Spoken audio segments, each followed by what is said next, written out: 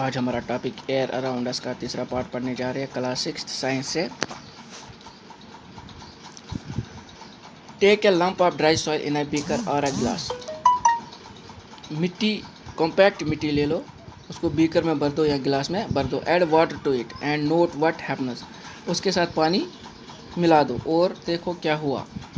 Do you see bubbles coming out from soil. क्या आपको bubbles क्या ज़मीन से इस सॉइल से जो आपने गिलास में या बीकर में भर दी, क्या इधर से बबल्स निकल रहे हैं। These bubbles indicate the presence of air in the soil. जो ये बबल्स आ रहे हैं इसका मतलब है सॉइल में हवा है। When the water is poured on the lump of soil it displaces the air which is seen in the form of bubbles।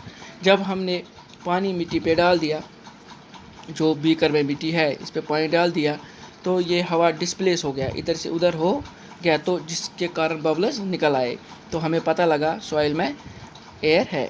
The organisms that live inside the soil and the plant roots respire in this air. जो organisms या plant soil में होते हैं वो इसी ज़रिए respire करते हैं, हवा लेते हैं। A lot of burrows and holes are formed in deep soil by the animals living in the soil. खड्डे, होल, छेद बनाए होते हैं उन एनिमल्स ने जो सॉइल में रहते हैं, नीचे रहते हैं। दीज बारोज और hollows also make spaces available for air to move in and out of the soil. इन्हीं बारोज के थ्रू हवा अंदर आता है और हवा बाहर जाता है। However, when it rains heavily, जब बारिश बहुत पड़ती है, water fills up all the spaces occupied by the air in the soil. In this situation, animals living in the soil have to come out for respiration. जब बारिश पड़ती है तो जो ये होल्स होते हैं भर जाते हैं, तो इनको दिक्कत होती है हवा लेने में, इसलिए ये बाहर आ जाते हैं रेस्पिरेशन के लिए। Could this be the reason why earthworms come out of the soil only during heavy rains?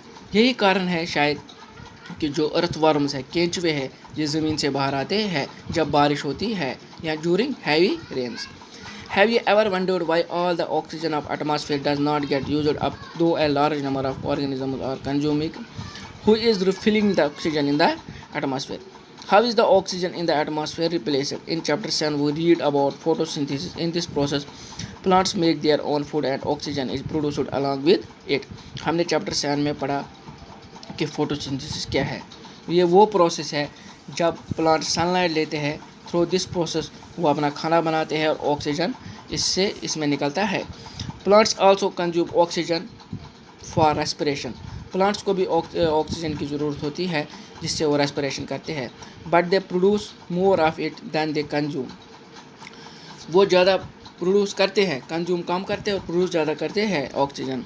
That is why we say plants produce oxygen. इसलिए हम कहते हैं कि जो प्लांट्स है वो ऑक्सीजन प्रोड्यूस करते हैं, क्योंकि ये कम कंज्यूम करते हैं ऑक्सीजन और ज़्यादा प्रोड्यूस करते हैं। It is obvious that animals can not live without plants. ये क्लियर है कि जो एनिमल्स है वो प्लांट्स के बगैर जिंदा नहीं रह सकते।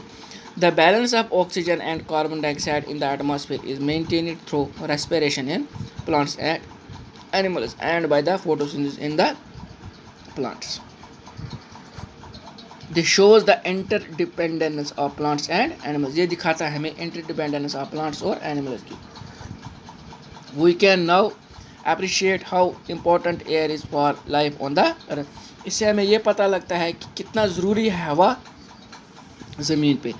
और there any other use of air. क्या और भी यूज हवा के लिए है या है। Have you heard about a windmill. क्या आपने विंड मिल के बारे में सुना है। The wind makes the windmill rotate. Wind से ही विंड मिल रोटेट होती है। The windmill is use to draw water from to wells and to run flour mills. Windmill से ही पानी निकाला जाता है ट्यूबवेल से, और ये फ्लोर मिल्स को चलाती है। फ्लोर मिल्स होता है जहाँ आटा बनता है। Windmills are also used to generate electricity. Windmills से ही इलेक्ट्रिसिटी भी जनरेट की जाती है। Air helps in the movements of sailing yachts, gliders, parachutes and aeroplanes. Birds, bats and insects can fly due the presence of air. हवा के कारण ही जो भी कुछ चीज़ आसमान में उड़ती है, जैसे ग्लाइडर्स है, पैराशूट्स है, एरोप्लेन है, बर्ड्स है, बैट्स है, इंसेक्ट्स है, तो ये हवा की वजह से होता है। Air also helps in the dispersal of seeds and pollen of flower several plants. हवा से ही डिस्पर्सल ऑफ सीड्स भी होता है एक जगह से दूसरी जगह। Air plays an important role in water cycle, जो ये इससे एयर ही है जो वाटर साइकिल, जिसकी मदद से वाटर साइकिल भी चलता है। Keywords atmosphere, carbon dioxide, composition of air, oxygen, nitrogen, smoke, windmill, summary. Air is found everywhere, we cannot see air but we can feel it. हवा हर जगह है, हम इसको देख नहीं सकते मगर इसको महसूस कर सकते हैं। Air in motion is called wind, जब हवा मोशन में होता है उसको हम विंड कहते हैं। एयर ऑक्यूपाई स्पेस, एयर जगह पकड़ता है। Air is present in water and soil, जो हवा है वो पानी में भी है और सॉइल में भी है। Air is a mixture of nitrogen, oxygen, carbon dioxide, water vapour, जो आपको पहले ही पता है। Oxygen supports burning and is necessary for living organism, oxygen की प्रेजेंस में ये बर्निंग पॉसिबल है, अदरवाइज नहीं। एंड इज़ नेसेसरी फॉर और लिविंग ऑर्गेनिज्म के ज़रूरी है। The envelope of air that surrounds the earth is known as the atmosphere. Atmosphere is essential for life on earth, atmosphere ज़रूरी है अगर ज़िंदगी को बसर करना है ज़मीन पर। Aquatic animals use dissolve air in water for respiration.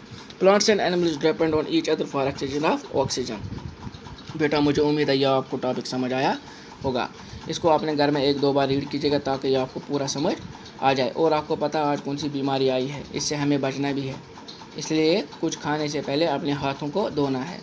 और अगर बाहर जाना है तो अपने मुंह को मास्क से ढकना है। आज गवर्नर साहब ने भी ये रूल निकाला है कि जिसको मास्क नहीं होगी तो उसको फ़ाइन कर दो, तो इसलिए बाहर निकलते समय मुंह को अपने मास्क से ढकिए और भीड़ भाड़ इलाके में मत जाइए, परहेज़ कीजिए और अपने घरों में ही रहिए। अल्लाह आपको खुश रखे, अल्लाह आपको सलामत रखे। अल्लाह हाफिज़।